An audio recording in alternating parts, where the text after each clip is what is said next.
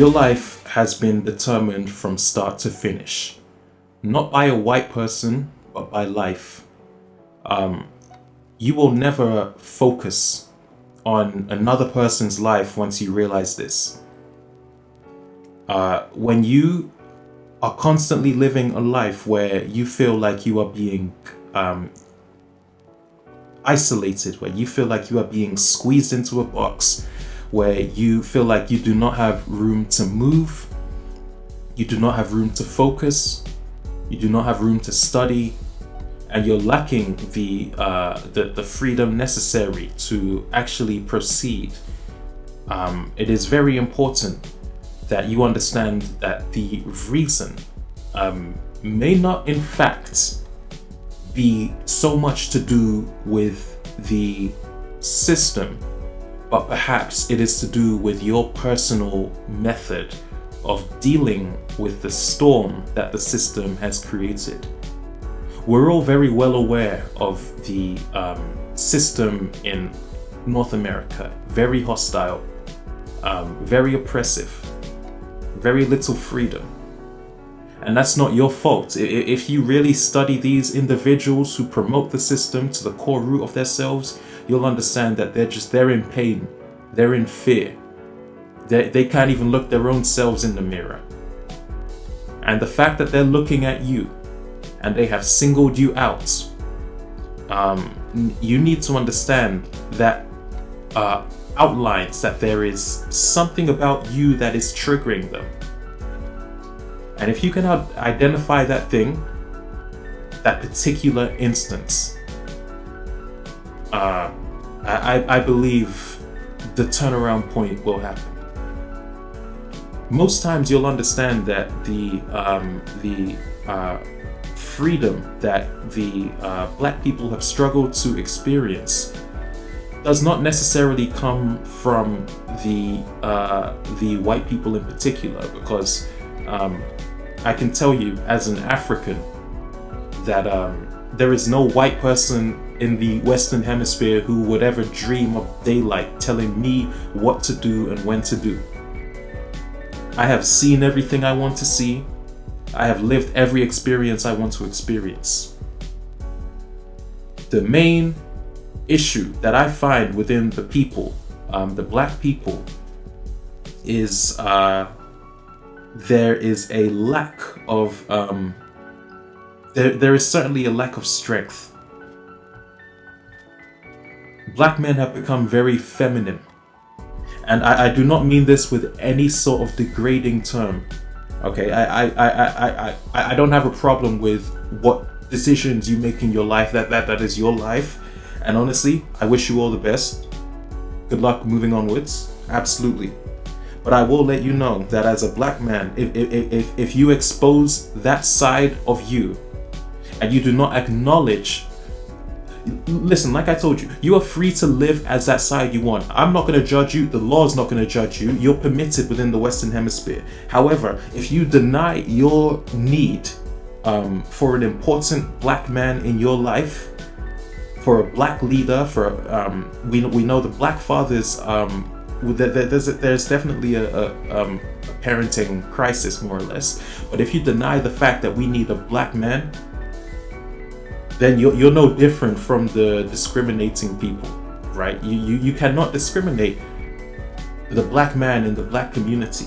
And you'll find that within the black community, the black man is highly disrespected.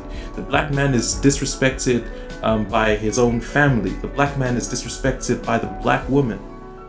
Some, I'm not going to say all. The black man is disrespected everywhere, to the point where the black man feels like his only resort is to seek to move into white economies and white societies, which is a ultimate gamble. But whatever that gamble may be, he clearly sees it as a better option than relying on the trapped black community who operate like crabs in a bucket, always trying to bring this black man down for trying to climb out and see his own way around the situation. life will never actually understand the importance of unity when you choose to isolate one particular person or people from your community. And I'm talking about the black people. The fathers leave. Okay, can we just be honest? I'm sure everybody has been through that situation. The fathers leave. The women have been reported through numerous counts. Some of them, not all of them. Just this new modern generation of we are better than men and all of that. These women have been oppressing black men.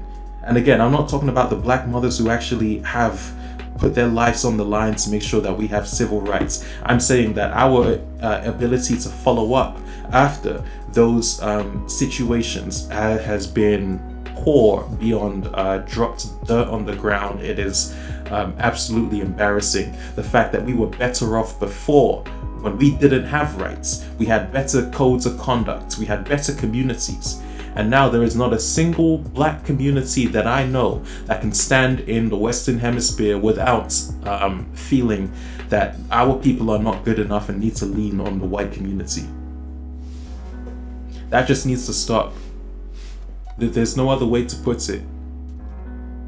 And for as long as you realize that, you could always understand that the reason why perhaps the workload feels heavy, or the school, anything to deal with the Western world feels heavy, it's because you're permitting it. I think the main thing as black people is we're not learning how to actually tell white people no. Right? No, you cannot speak to me like I'm your pet. No, I'm not your worker. No, I will not establish myself within your racist society. We fear the world outside of the white world. We are unaware that there have been several communities that do exist outside of the white world, and they are functioning very well. Granted, I understand it's different for the black people. It's basically like starting from base one, but you're better off at base one, brother. I don't know what to tell you. You really are better off at base one. If you really knew the experience that these white people will put you through, and I can safely talk about their majority, right? There's no point you picking me out one white person when there are millions, hundreds of millions who hold a network systematic doctrine to alienate black people out of earth. Okay, and do not deny me. Do your research. I am simply just asking you, like, do you wonder why you struggle? It's because you're permitting it. I don't know what to tell you. You have to stop with that mentality. And that's the only way I can see the effective maneuver towards addressing some of these circumstances that perhaps are holding our people in lines of chains. I don't know how many times you read what's going on with the present circumstance within the black community. I think it is so overlooked that nobody even seeks to care. But the main thing, address or complaints that I have, I'll give white people their criticism as they deserve it. And believe me, I have. But I will also be unbiased and give black people, as I am an African, okay, and I will identify with the black struggle, and I always have and I always will, okay? I will let you know that the real problem is not so much them. I'm not disputing the fact that they are putting pressure on us through their racist tactics. I'm saying that how we haven't been able to follow up and deal with these pressures, it's beyond me. And it is not until, as I keep stressing, that we come together and we learn what that means to even just have simple discussions, gain perspective, gain new insights, that we could see new opportunities. We could point out things that perhaps the other person doesn't see. I don't know everything, okay?